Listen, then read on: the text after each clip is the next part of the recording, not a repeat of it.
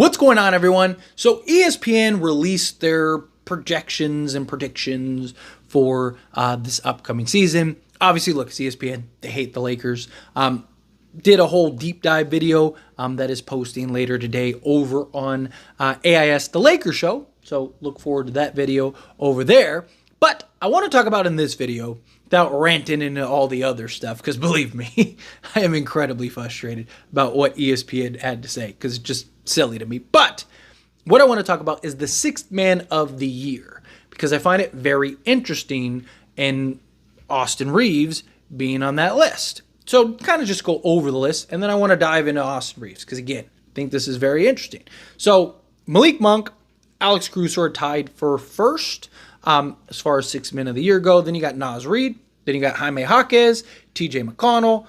You have Bobby Portis. You have Russell Westbrook, Bogdan Bogdanovic. Then you have Jose Alvarado, Norman Powell, Josh Hart. Then Austin Reaves tied for ninth. And then you have Bojan Bogdanovic and CJ McCollum tied to round out that at 10th.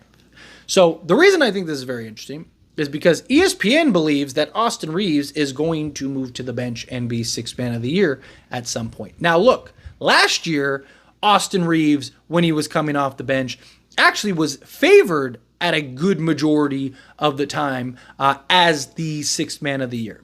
It was him and Tim Hardaway Jr., right? So Austin Reaves potentially being the sixth man of the year is not far-fetched if he was to actually come off the bench. Now, I have said numerous times, I believe that that is best for the Lakers. I do, genuinely. Because the problem that the Lakers have right now, and look, maybe it gets addressed via trade. Problem is, as of right now, we have no trade, and rumors have died down, and there's no guarantee that a trade gets done. The problem that you have is you have a redundancy in your backcourt. D'Angelo Russell and Austin Reaves don't make sense in your backcourt because they're two similar players. I personally think D'Angelo Russell deserves to be in the starting unit, and I just think he's better. He's a better high-volume shooter, which is good when you're playing alongside LeBron James. He's been better off ball, particularly last year. He's the better playmaker.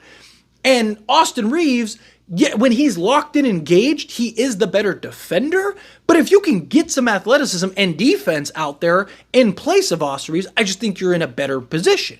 Now, I've looked at it multiple ways. You could look at it several ways, right?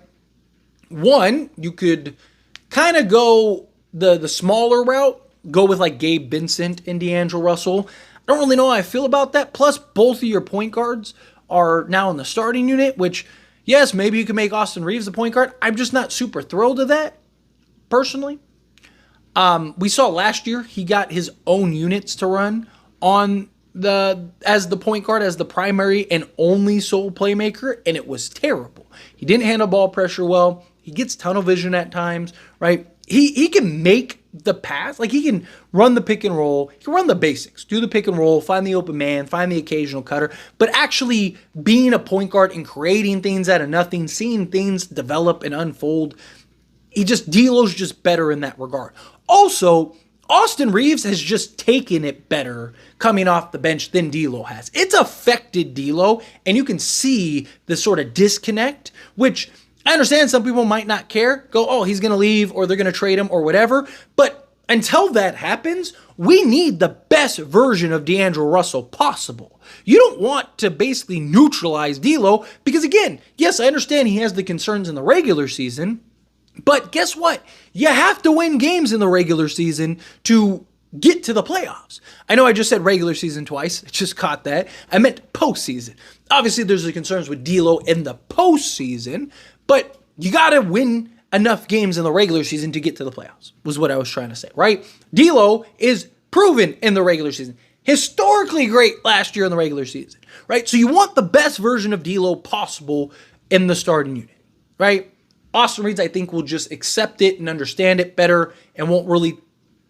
Also, the numbers back it up. And I've gone over this and I've talked about this 100 times. Like, literally, it might not even be an exaggeration.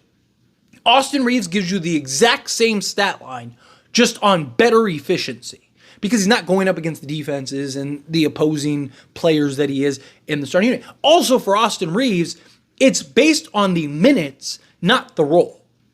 Look, starting unit, it's just a ego thing, right? It's a vanity metric, right? Like if you start and you only play 5 minutes a game, who cares?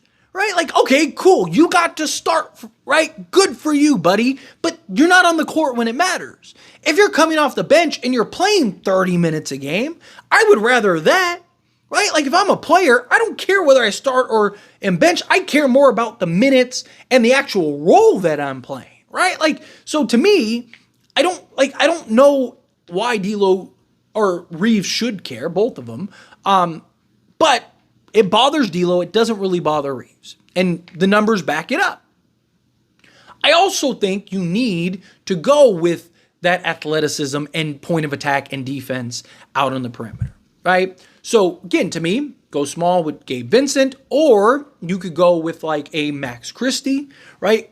Give you that same size as Austin Reaves, but better defensively. I mean, there is a genuine argument that Max Christie is our best on-ball defender, not named Jared Vanderbilt. Gabe Vincent definitely can make an argument and give Christie a run for his money, but Christie's just bigger, longer, and he's done excellent. Not good, not great, excellent against guys like Damian Lillard, Devin Booker, right? Like he's had some real showings on the defensive side of things for the Lakers, particularly last season. Also 40% on catch and shoot threes, which is important. Now, he's not 40% overall in threes, so hopefully he can make that improvement, but a better consistent role might actually give him that. But he is 40% on catch and shoot threes, and he has been the last 2 years. So it's not like last year was just an outlier. No, that's just who he is. He's a 40% catch and three-point shooter. So you still maintain the level of shooting. You get better defensively. You get some real youth and athleticism out there on the perimeter. I still would like to go with Jared Vanderbilt at the 3, right? So now you have Jared Vanderbilt and Anthony Davis equals one of the best defenses in the entire league. If you can add another defensive piece to that, you may end up being the best defensive team in the league. If not, at worst, probably top 5. And if you have 40% three-point shooting from Max Christie, you have 42% from D'Angelo Russell. If LeBron James can maintain 40%, then you're fine in that regard. Plus Austin Reaves or JJ Redick in his offense that he wants to run. Then you have like Reaves and Rui and as your 2 primary scoring options off the bench. I just think that would be a better balance. The other alternative is one that I've thrown out several times, and I actually think may be the best idea. So the Lakers were very good last year when D'Lo, Reaves, Rui, LeBron, and AD were out on the court, right? Problem was defense. Rui just can't defend to the level in which you need.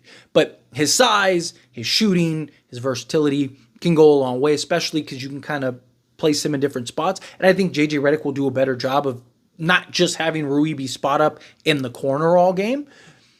I like the idea of going big and inserting Jared Vanderbilt at the 2. Now, when I say Jared Vanderbilt at the 2, I usually get comments from people that are like, Jared Vanderbilt's not a 2. How can you even suggest that? You don't know ball, blah, blah, blah, blah, blah. But they don't actually understand the idea, right? Like they don't understand like the point, right? I get a lot of comments from people that are like, that is brilliant. Why don't you do that? Because they understand the point, right? Basketball can be positionless, right?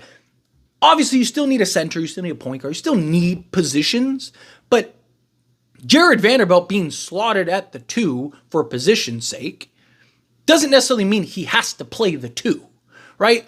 LeBron can slot at the point if you wanted to, have D'Lo at the 2, Vando at the 3, Rui at the 4, and AD at the 5 if you wanted to, just for position's sake, so you feel comfortable. But the reality is, you can still play Jared Vanderbilt at the 2.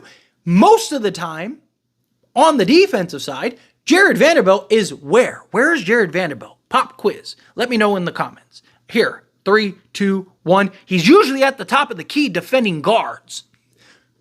So why not insert him in that? right? So you go D'Angelo Russell, Jared Vanderbilt as your two backcourt guys. You have Rui and LeBron and Anthony Davis as your two front court guys. Rui's out on the perimeter. So now you got that point of attack, but you got more size. Your smallest guy on the court is D'Angelo Russell, who's 6'3", 6'4", right? So now you have Vanderbilt as your point of attack, as the defensive guy. Again, on offense, you're probably not going to have Jared Vanderbilt as your two guard, right? But you can slot Vando in various areas, right? So on offense, maybe he is at the 3 and LeBron's more out on the perimeter.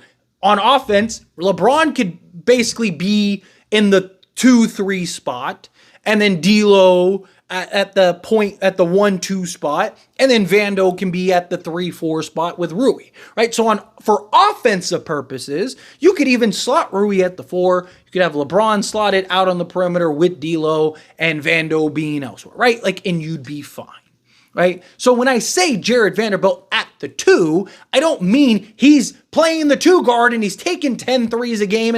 No, just because he's slotted at the 2 guard doesn't mean he's necessarily your 2 guard. It's just for defensive purposes, you have him slotted there so he can be the point of attack. I hope that clarifies for people. Because every time I mention Jared Vanderbilt at the 2, I get a handful of comments from people that are like, well, you don't know, you're crazy. Jared Vanderbilt at the 2, you don't know basketball. Rah, rah, rah. And it's just no, use some common sense is my point. But I digress, right? I just like the versatility because you got real size, athleticism, versatility out there at the 2. You still have, Austin Reaves off the bench. Now he can kind of be your scorer, right? You can have him and Max Christie and Gabe Vincent and stuff like that, however you want to do it. Don't connect at times. But Austin Reaves, I just think, can be better utilized now.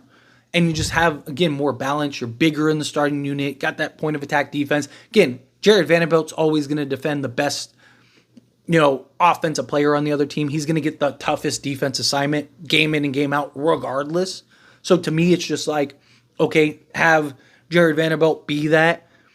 And usually it's out on the perimeter, right? Usually it's a guard or a small forward. So he's out there regardless. So just slot him there and save everybody some time.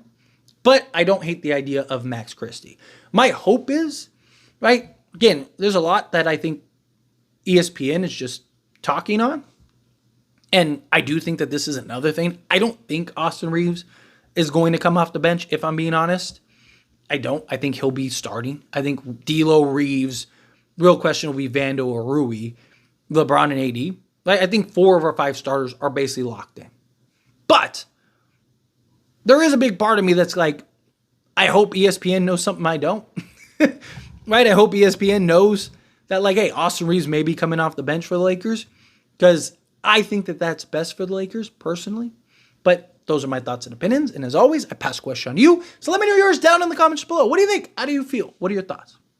Do you agree? Do you like the idea of Austin Reaves to the bench? Do you like Max Christie at the 2? Do you like Jared Vanderbilt? Kind of go with the size. Do you like Gabe Vincent? Again, however you feel, whatever your thoughts are, I'd love to hear it. So let me know down in the comments below.